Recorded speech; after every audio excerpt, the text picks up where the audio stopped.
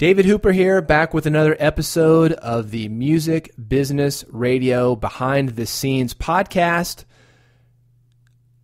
Of course, I'm the host of Music Business Radio. You might not know that, and if you don't know about me or the radio show, Music Business Radio, check it out online at musicbusinessradio.com. We only have 52 minutes on that show, and there's a lot of stuff that goes on behind the scenes that doesn't make the final edit. So I'm here with behind-the-scenes look at what happened. I want to talk about the episode with Stokes Nielson today. This is a great episode. He is a singer. He's a musician. He's a songwriter. He's also a videographer, and I'll get into that in a second. But one of the great things about this episode, and this is why I think that you'll want to listen, is he had a major label record deal. It's how he got discovered. It was just kind of a chance thing that happened while he was a DJ in college and got to meet Willie Nelson. And he kind of did a fake it till you make it kind of thing. Anyway, ended up being discovered by Willie Nelson, playing Willie's birthday bash. And he talks about how things just took off from there. I mean, it wasn't just like a lottery ticket. It was an opportunity that he saw, that he made happen for himself.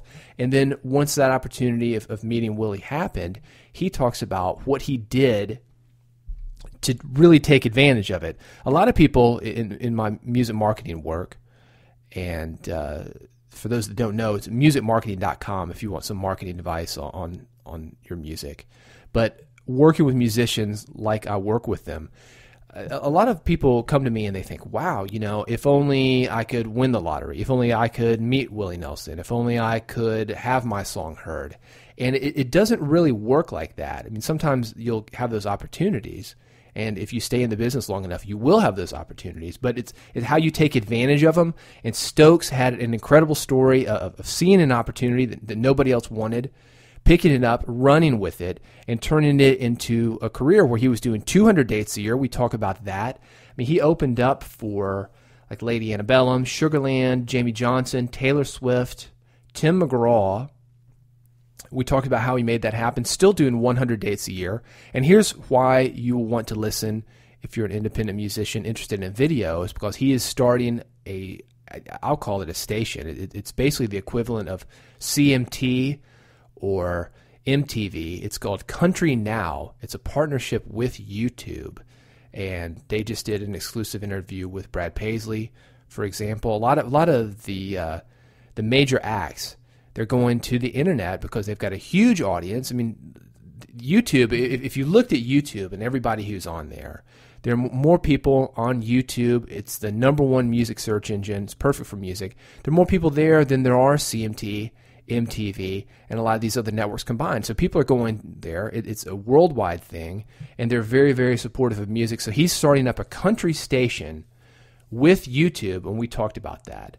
So about Stokes, let me tell you a little bit more about him. He's a 3-time ACM nominee, BMI award-winning songwriter, and he's a new media entrepreneur. And I really, I don't have the opportunity on Music Business Radio sometimes to talk to somebody who's really in kind of the nitty-gritty of doing like music marketing or music promotion. We have a lot of artists on there. We have a lot of kind of big picture people, a lot of record label executives, a lot of producers, a lot of people who understand how the music business works. But to have a guy in the field, that's a little bit more rare. So this was a real treat and something that as an independent musician, I think that you're going to like, because what I did is when we were doing the pre-interview, is I was talking to Stokes about how it is that you can get your YouTube video looked at. And there are 3 different ways of that. He goes into it in detail. And if you want to see the show or listen to the show, it's at musicbusinessradio.com, or it will be. I'm doing this the day of the recording. It's being edited, and it should be up there soon. So check it out online, musicbusinessradio.com, see if it's there. But we talked about the technical aspect of what makes a good video, like how to make it actually look good so it doesn't just look like a poor, shaky, homemade video. And he gave some specific equipment that you can get. I don't think there was anything that was under, or over, I should say, over a couple $100. So maybe a couple $100 to get this really great equipment that's gonna make things work for you. We talked about content ideas. If you don't know what it is that you would actually want to put online, a lot of these things are really, really easy. And he gave some great ideas for compelling content that your fans are going to see. And don't forget, Stokes is not only a videographer, he's not only a new media entrepreneur, He's a guy who's still doing over 100 dates per year.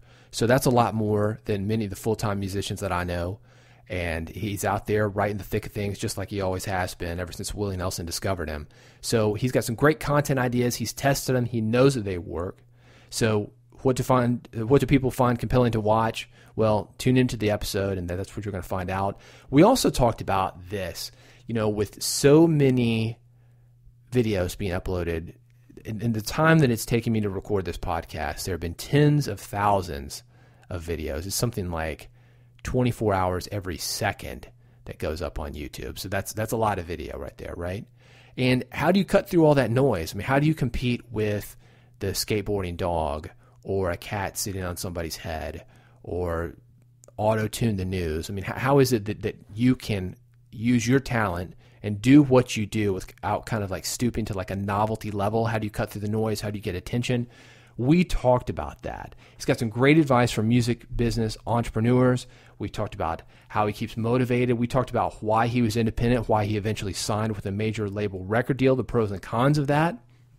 What happens when you've got a couple of top 40 singles and what it really means, how his life changed once he was able to open up for these major label acts and tour with them. Like I mentioned, Sugarland, Jamie Johnson, Taylor Swift, Tim McGraw, Lady Antebellum. We talked about the power of video, the power of mentorship. And one of the really cool things that Stokes did is he has made an offer for help.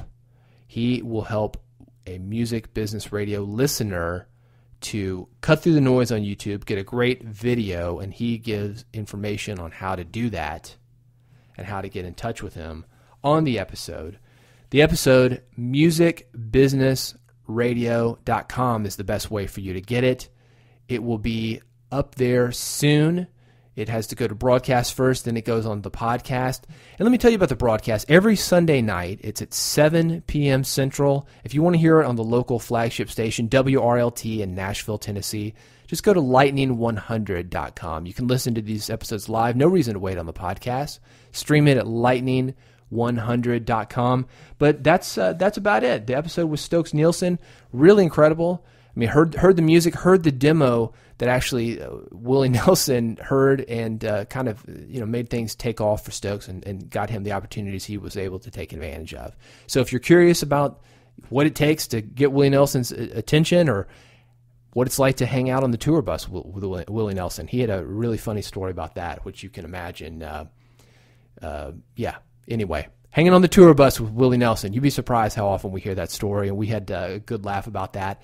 So check it out, musicbusinessradio.com. It's the episode with Stokes Nielson. I'm David Hooper, the host, and your host of this behind-the-scenes podcast. We will have more soon, and I'll keep updating you what's going on in the Music Business Radio studios. See you soon. Bye.